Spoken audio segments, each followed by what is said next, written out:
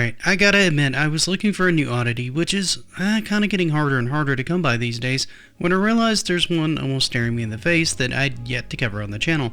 Something I'd never seen before on a console, and as far as I can tell, never really seen used again. And for this, we have to go back to Sega again. The nice thing is, we don't have to go back that far, just to the Dreamcast. Because today, we're going to talk about the rather unique take on the memory card in the Sega VMU. So if you have a few minutes, hang out and stick around as we go into what this thing did, how it did it, and how it was ahead of its time, and why maybe it might be an interesting idea to bring back.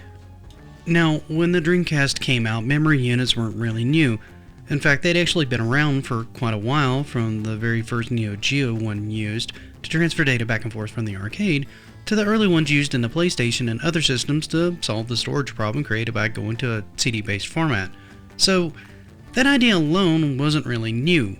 However, what Sega tried to do with the humble memory unit was pretty unique in multiple ways. You see, what made this thing unique was the fact that it had a screen along with a small D-pad and some buttons. Why would you want any of this? What were its perks? What were its downsides? All these are good questions and ones that we should go into. So let's pull up the device itself and look at how this thing worked. Now, this memory card worked a lot like a standard memory card would at the time. You just remove the cover from the top of it and you slotted it into your controller. However, unlike a lot of other memory cards, you actually had to set the time on this one. Part of the reason for this was because of some of the features it could do when not plugged into the Dreamcast controller, which we'll get into after we cover what it actually did while it was inside your controller. And I can already see a lot of your guys' eyes rolling and going, "Geek, we know what the memory card does, come on." Well, this one had a screen on it, so it actually did more than you actually think it would, so stick with me for a few minutes. You see, a lot of game developers took the time to do neat stuff with this thing, like say showing your health condition in games like in Evolution World of the Sacred Device, which is what it actually also did in the Resident Evil series on the controller as well. In the NBA series, for example, it actually showed various different team statistics. But it wasn't always used for something useful. Every so often it would just simply do fun animations on the screen while the game was playing. The other neat thing you could do with this little memory card was load small minigames on it that you could play on the go, like KO Adventure, which was a minigame you could play on the go, obviously. Some even interacted with the main games themselves, allowing you to pick up items that you would then use in the VMU itself for one of those said minigames, to either aid or feed your avatar in that game. Some of the games even had arcade connectivity, meaning you could unlock characters in the arcade using the VMU or save race data, etc.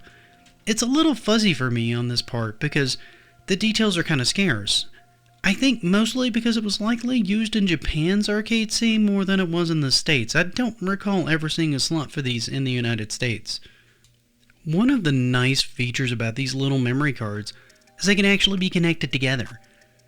Why, you ask? Good question. You see, one of the minigames, or some of them actually, were multiplayer, and as such, you could connect these units together in order to play multiplayer games with them.